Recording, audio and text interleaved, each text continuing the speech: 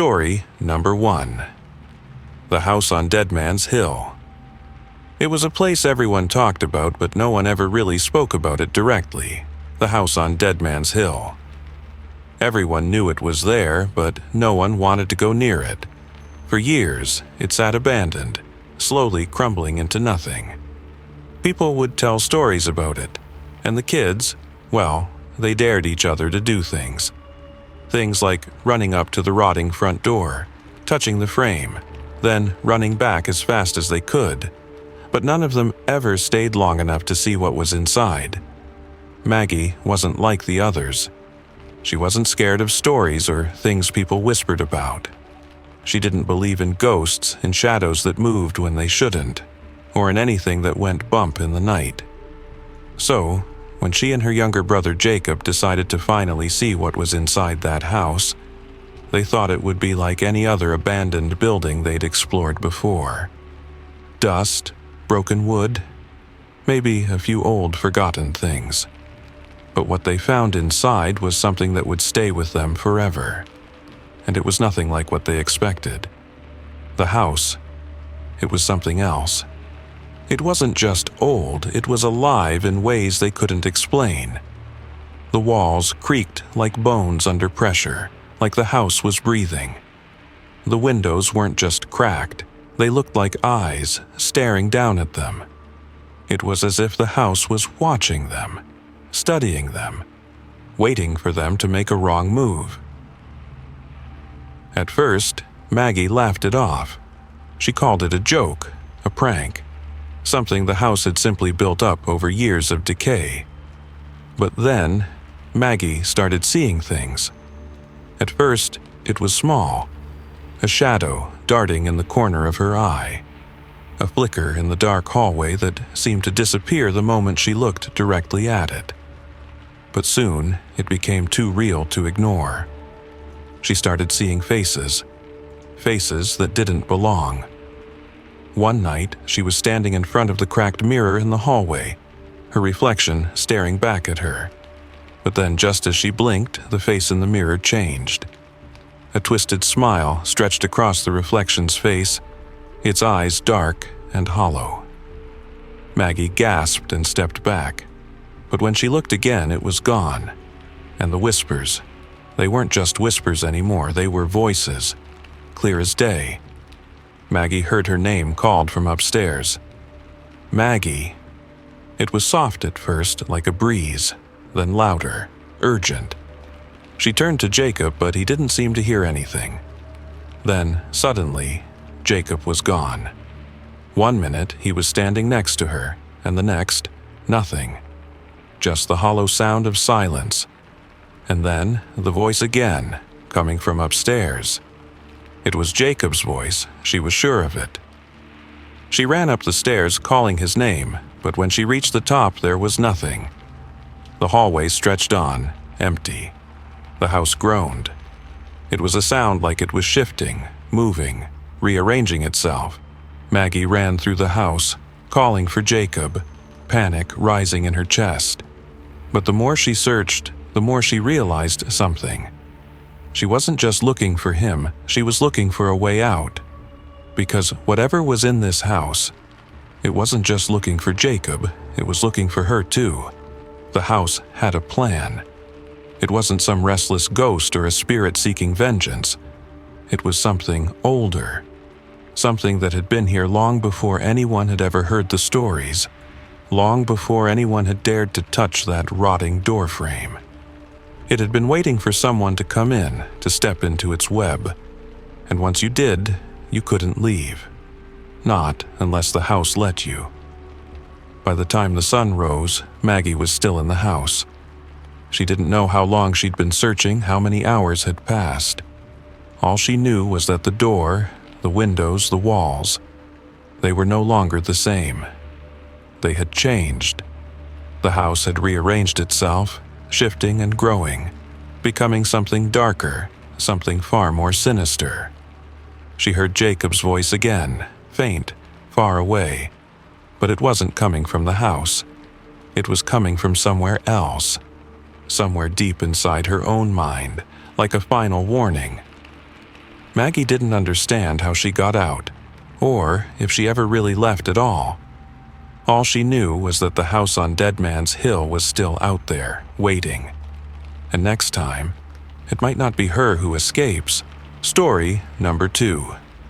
The Doll Maker. It started with a doll, a porcelain figure, perfect in every way, except for one thing, the eyes. They were too lifelike, too real, and they seemed to follow you no matter where you went. Katie found it one rainy afternoon in the attic, hidden beneath an old blanket. It was dressed in a faded yellow dress, its tiny hands frozen in place. At first, she thought it was just an old toy, a forgotten gift from some distant relative. But when she picked it up, she felt a strange chill run through her fingers, like something was off.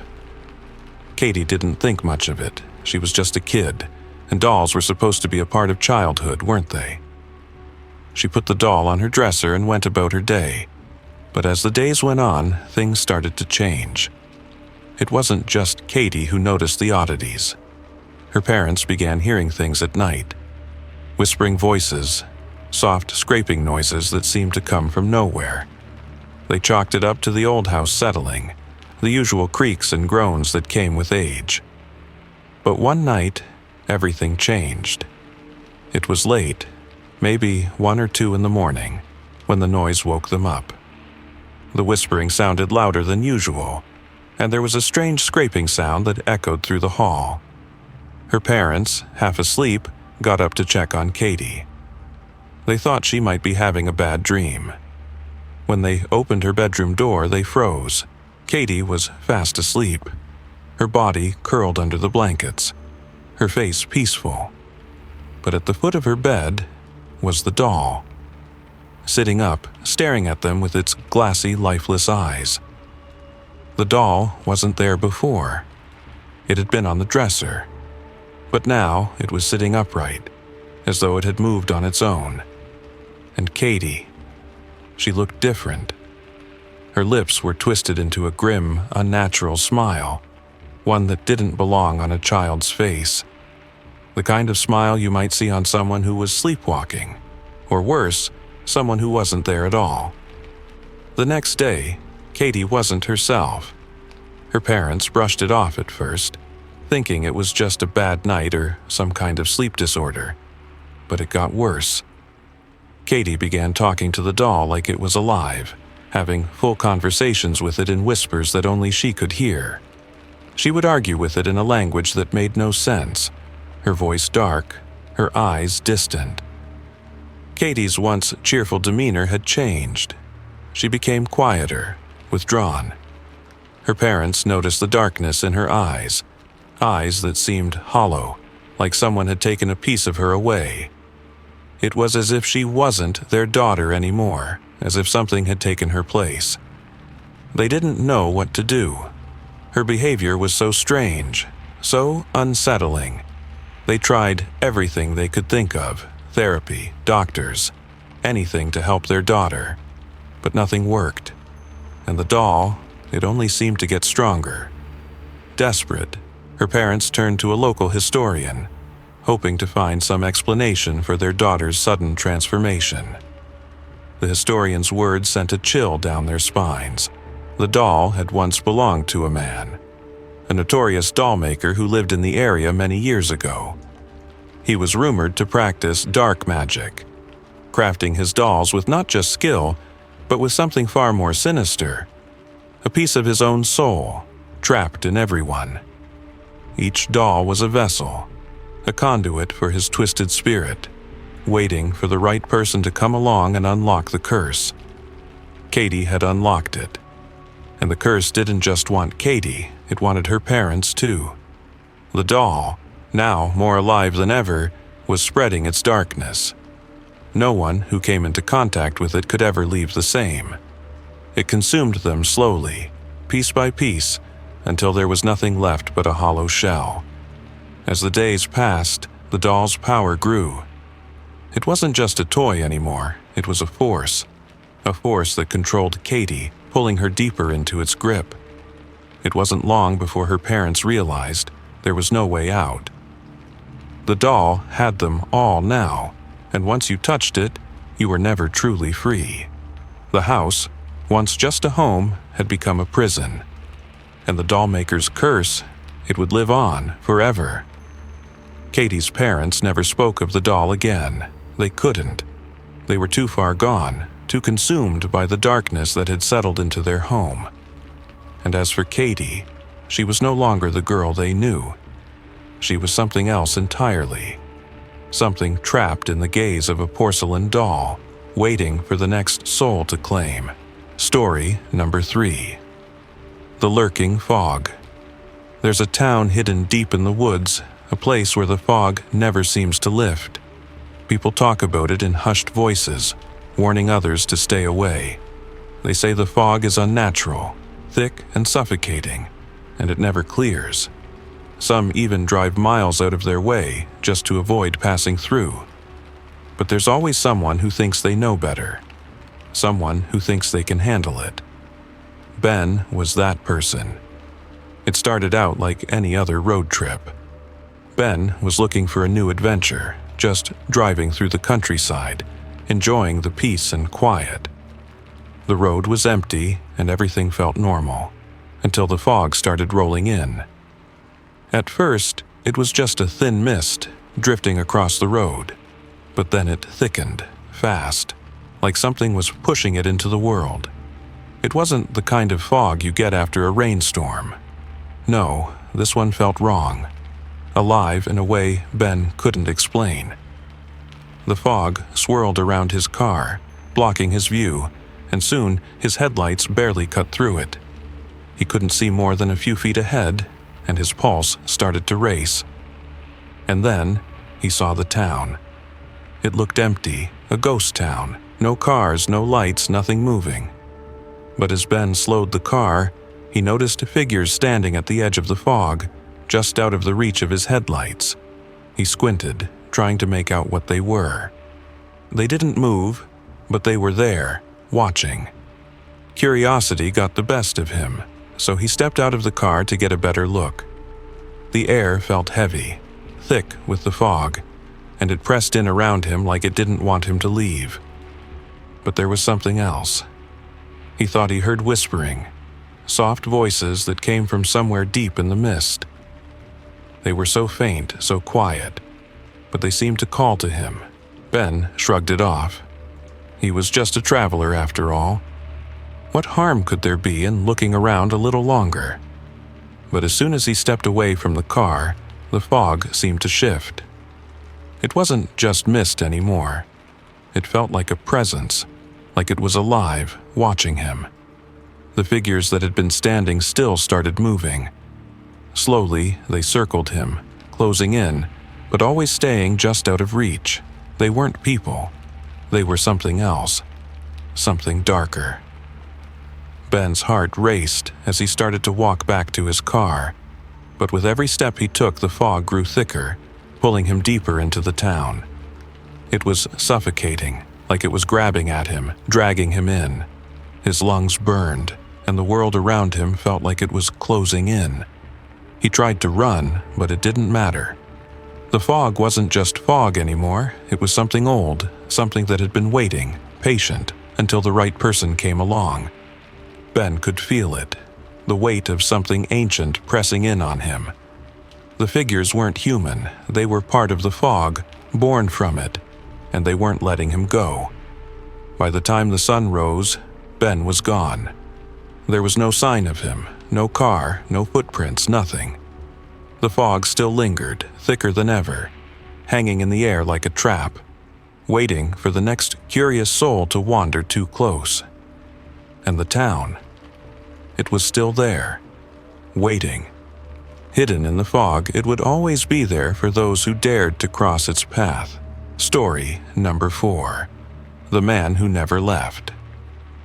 Sarah had always loved the old house. It was huge, sprawling, and Victorian, sitting on the edge of town like something out of a forgotten dream. She'd spent most of her childhood there, her father an eccentric historian who was always collecting strange artifacts and antiques. But it wasn't until after his death that Sarah truly understood how deep her family's connection to the house ran. The first night back, Sarah felt something. It was strange, almost suffocating, like a weight in the air. She tried to tell herself it was just grief, that it was all in her head, but the feeling wouldn't go away. As the days passed, it got worse. She started hearing things. Footsteps in the hallway when no one was there. Whispers that seemed to come from nowhere. And then there were the shadows. She'd catch glimpses of them moving across the walls when no one was near. It wasn't normal. But it was the locked room at the end of the hall that really drew her in. Her father had always warned her never to go inside. He'd told her there were things in that room best left undisturbed. After his death, Sarah respected that, kept the door locked, and left it alone. Until one night she couldn't help herself. She picked the lock and stepped inside. The room wasn't full of the old books and dust she expected. Instead, it was a shrine. A shrine to a man who had once lived in the house. Her great-great-grandfather, a man who had disappeared without a trace many years ago. Sarah thought she knew the story. Her family had always told her that he'd just vanished, never to be seen again. But when she looked closer, she realized the truth. He hadn't disappeared at all. He hadn't gone anywhere. He had become something else. Something that was tied to the house. Something that never left. And now, Sarah had awakened him.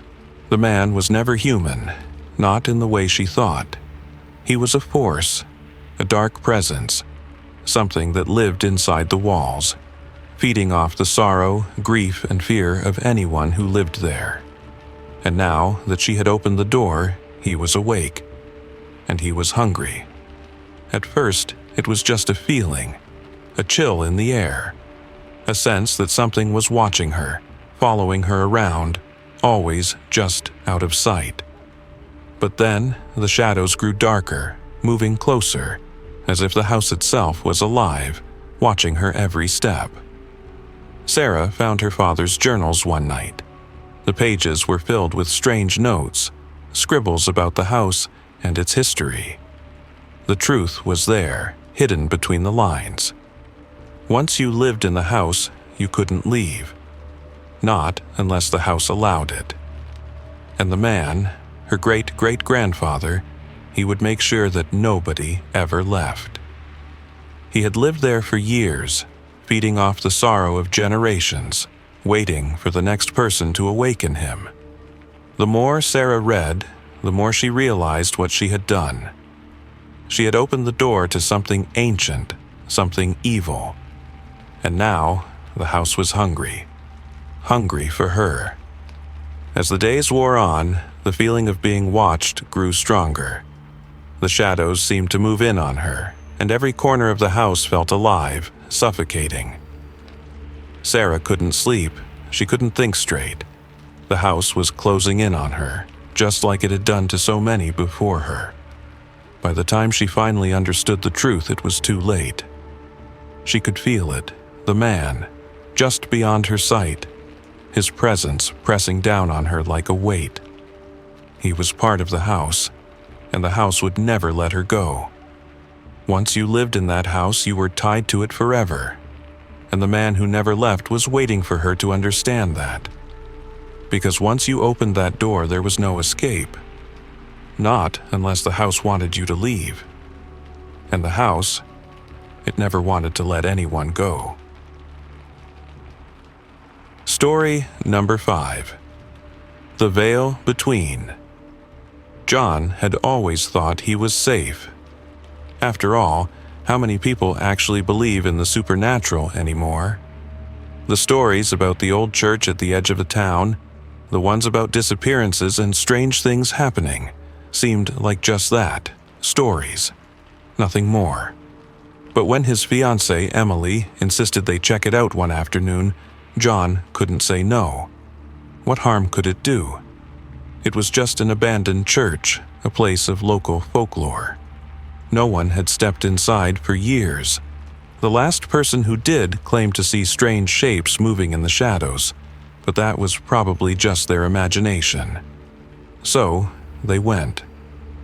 As they stepped into the church, something strange happened. The air seemed to shift, and the temperature dropped so suddenly, John felt a chill run down his spine. The sunlight outside, which had been bright and warm, seemed to fade, as if a curtain had been drawn between their world and something else. The church wasn't empty. It wasn't abandoned. It was full of things. Things that shouldn't be there. As they walked deeper into the church, something about it felt off. The walls seemed to stretch, and the floor creaked beneath their feet. The once beautiful stained glass windows now looked like twisted, jagged eyes staring out into the darkness.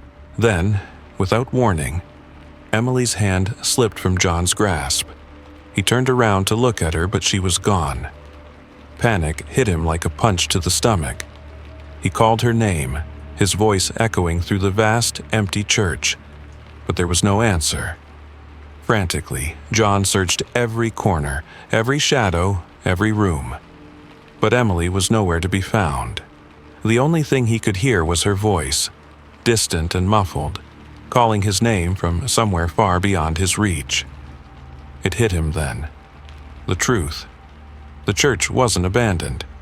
It wasn't just a crumbling old building. It was something else entirely. A place where the veil between worlds was thin. A crossroads between the living and the dead. And Emily had been pulled through. John's heart raced. If he didn't find her soon, he realized, he would be next. The veil was closing in around him, and time was slipping away. He ran, following the sound of Emily's voice, trying to push through the thick, heavy air that seemed to press in on him. The church, once silent, was now alive with whispers. Voices he couldn't understand, speaking to him from the shadows. The walls felt like they were moving, shifting with a will of their own, as if the church itself was alive. As he ran through the endless corridors, he felt the veil pulling at him.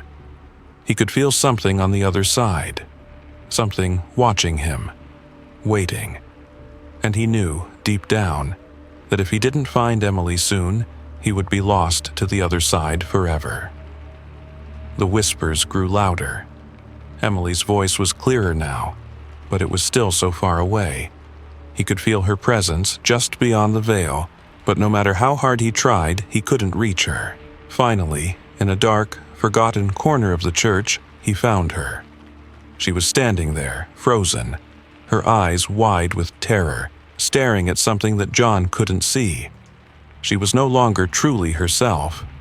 Something had changed in her, something dark and twisted. And as John reached out to her, the church seemed to close in around them, the veil pulling tighter, threatening to swallow them both. He had come too late. The veil had already claimed them. And now, they would never leave. Story number 6, The Shadow Man. At first, you don't notice it, but then you begin to feel it. Something is following you. It's always there, just out of sight. A figure, tall and dark, with eyes that seem to burn through the shadows. Every night it gets closer, and one night it's standing right at the foot of your bed. This is the story of Mark, a man who couldn't escape the shadows. It started with a chill, a creeping sensation that someone was watching him. At first, he thought it was just his imagination, nothing more. But soon, the figure appeared. Tall, cloaked in black, its eyes glowing faintly in the dark. The Shadow Man. Mark couldn't sleep. Every time he turned around, he could feel the presence, lurking just outside his vision. The shadow would move in the corners of his eyes, and when he looked, it would be gone. But the more he ignored it, the closer it seemed to get. He tried everything. He locked the doors. He kept the lights on. He even set up a camera to catch it in the act. But none of it worked. The Shadow Man didn't care. It was always there, just outside the light, just waiting for him. The more Mark resisted, the stronger the presence grew. It wasn't just haunting him anymore. It was feeding off his fear, growing stronger with every sleepless night. The Shadow Man wasn't a ghost or a spirit, it was something darker. It was an entity born from the darkness itself, thriving on the terror of its victims. Mark's last night was the worst of all. The Shadow Man was no longer lurking in the corners of the room. It was there, in the room with him, standing at the foot of his bed.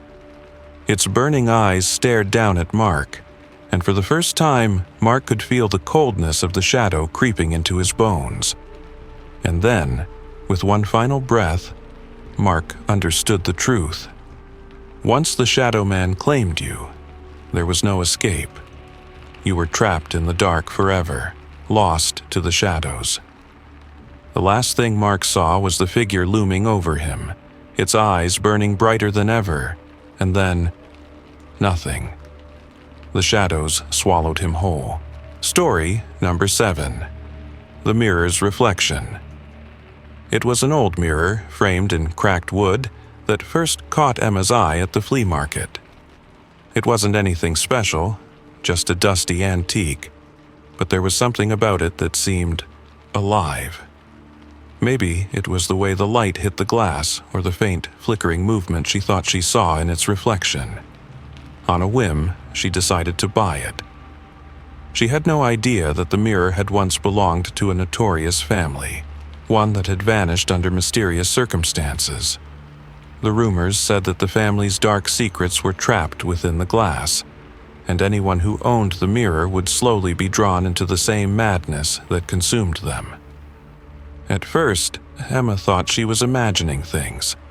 She would wake up in the morning to find that the reflection in the mirror was slightly different, like the room behind her had changed. Little things, nothing major. A chair was moved, a door had opened. But as the days went on, the changes became more disturbing.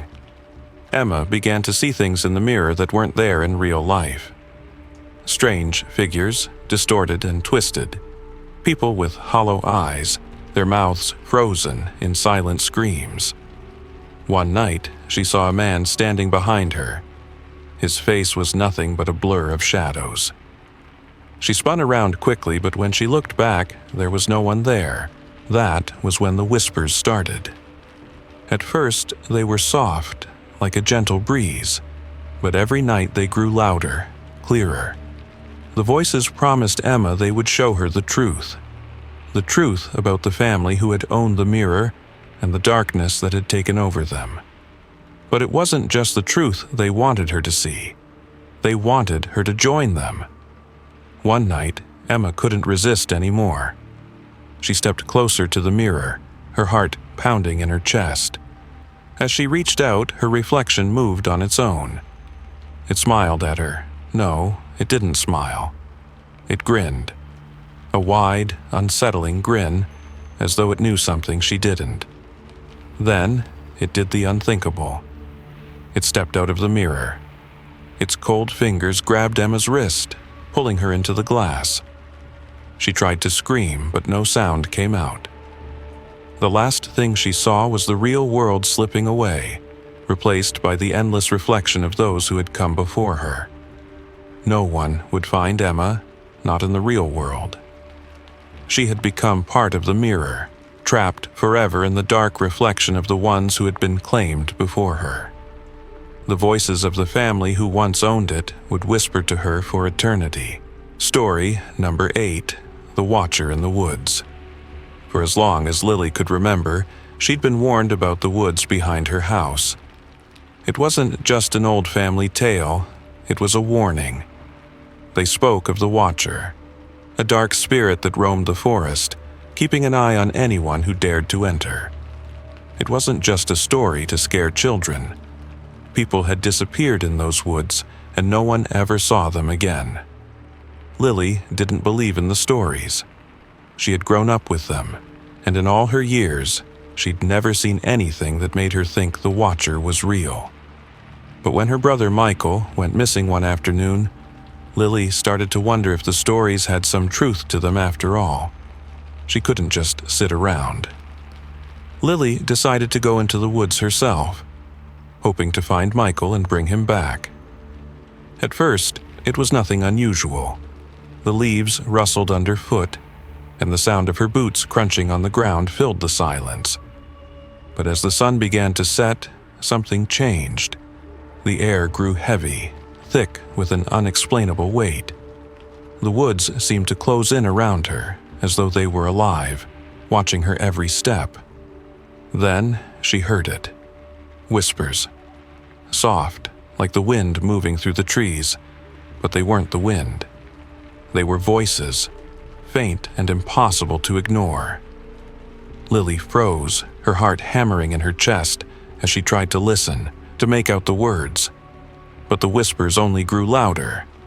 She couldn't understand them, but they felt like they were calling her name. That's when she saw it. A figure stood just beyond the trees, watching her. It didn't move, but she could feel its presence, cold and unsettling. It wasn't like any person she had ever seen. It had no face, just dark, empty sockets where eyes should have been. The figure stood perfectly still, and yet it felt like it was drawing closer with every second. Lily's breath caught in her throat. She knew what it was. The Watcher. But it wasn't just the Watcher she could see. As she moved deeper into the woods, more figures began to appear, materializing out of the shadows. Their movements were slow, almost like they were dragging themselves, and their bodies seemed to be barely holding together. They were the lost ones, the people who had wandered too far into the forest, the ones who never came back. The Watcher wasn't just a spirit, it was a collector, a creature that fed off the fear of its victims, drawing them deeper into the woods, into the dark, never-ending maze that claimed the souls of those who dared to enter. It used the whispers, the shadows, to lure them in, feeding off their panic and desperation. And now, it was her turn.